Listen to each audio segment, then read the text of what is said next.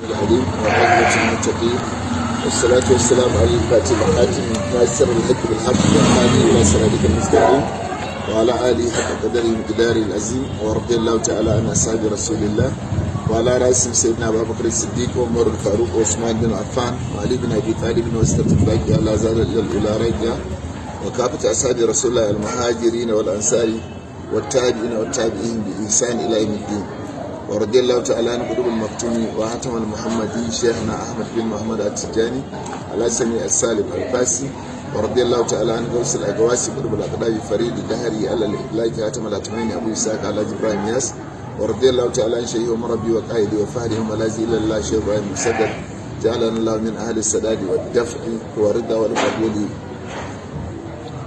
بجاه رسول الله يا همة الشيخ اهدري لنا بهذا المحضر والتعبير بنظرة تاتلنا بالزفر. alhamdulillah yan uwa ina sallama ta addinin musulunci assalamu alaikum wa rahmatullahi wa barakatuh.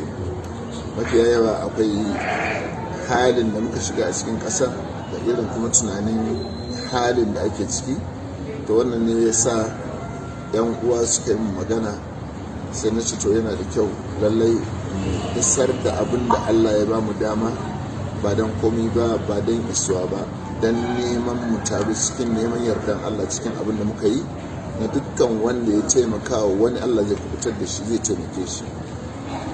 Allah bai bushe ba yana taimakon bawa ma dama bawa yana taimakawa dan uwansa. To ba kuɗi muke da shi ba komai ba, amma abin da Allah ya bamu shine yanda ake tunanin kasan ba lafiya gaskiya ne, kasa ba ta lafiya gaskiya ne. Duk wanda yake da ido da kwalli yana ganewa, kai ina ganin har wanda ba shi da ido da kwalli ma yana ganewa. To tun da kasar nan ba ta lafiya, menene maganin ta? Addu'a ne. Shin addu'a nan za a ce sai wani ne ya tsaya shi kai ya dauki nauyi?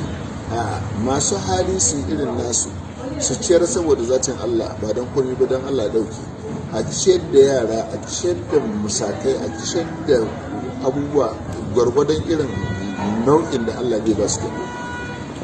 Malamai a fitar da asararai gaskiya ne. To wai me yasa ake cewa Najeriya ba ta lafiya amma arewa, Najeriya ba ta lafiya amma arewa, Najeriya ba ta lafiya amma arewa?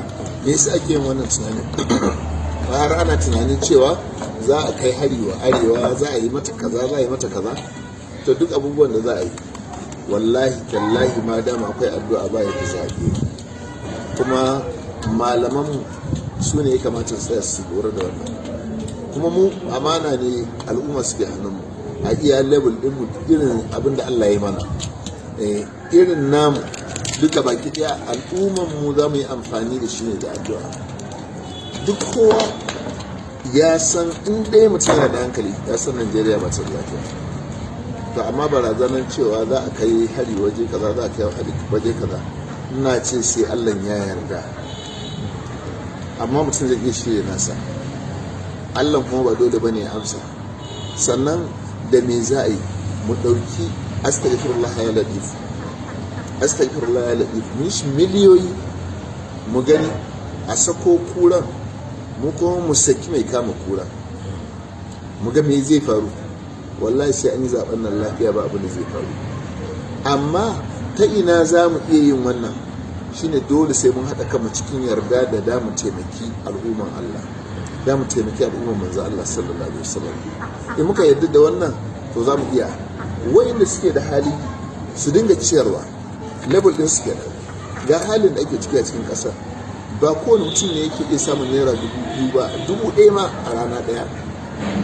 Akwai aramilai, gauraye, abubuwan da mata ne wanda iya mazajen suka mutu da sauransu, a taimaka musu, a yi musu alheri ko yaya. Kowa kuma ya bi kadari dakati, kai ko da cewa wuta ne ka zo ka diga saya, misali ka ce ka sai leda 3 ka bayar saboda Annabi Muhammadu, dan Allah ya dauke kasa, ya dauke bala'in kasa.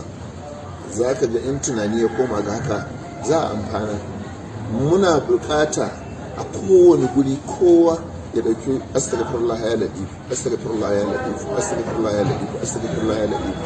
Wanda za su iya yin 100,000 su yi, wanda su yi miliyan 1 su yi, wanda su yi miliyan 10 su yi, adadi ne shi dan al'umma. Idan fa Najeriya ta rikice ba ta da lafiya, kowa fa yana ciki. kowa yana ci. To amma idan aka tsaya da wannan addu'a, ni dai na tabbata billahi la'azimi ba za mu tsaya da wannan addu'an Allah ya kunyata ba. Sannan na biyu, mu yi abin da za mu yi kar gaba gida, babu wata dabara. Annabi Muhammad ya rike ƙasa, mu ba wa manzon Allah amanan ƙasa, amana wa manzon Allah. Assalamu alaikum ya rasulullah, assalamu alaikum ya rasulullah, assalamu alaikum ya rasulullah, kai kaman 111.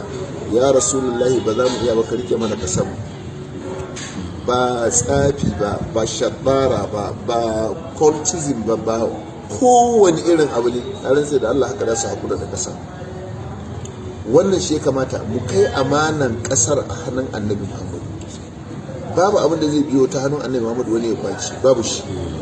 Ba a yi abin ba, babu shi a duniya, ba a yi abin ba, saboda annabi shine na Allah, shine kuma kofar Allah. Saboda haka annabi Muhammad ya kamata mu sa a gaba cikin tafiyar.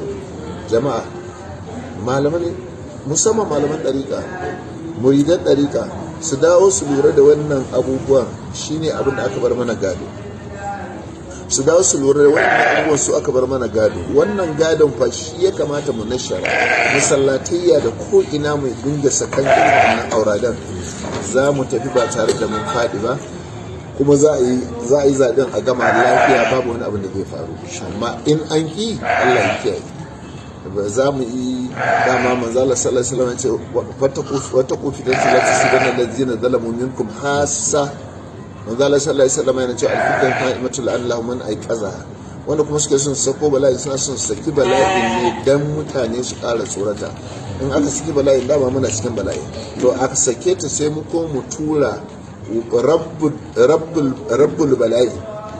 Duk gidan da zaka shiga, kowane gida in da ka shiga, in akwai kare a gidan, to in kana son ka zauna lafiya yake kira rabbul manzili ya rike maka ran. To duk wani abin da kai ka kira manzo Allah sallallahu alaihi wasallam ya tsare mana bala'in zai tsare. Wassalamu alaikum wa rahmatullahi ta'ala wa barakatuh. Allah ka taimake mu dan manzo Allah. Assalamu alaikum.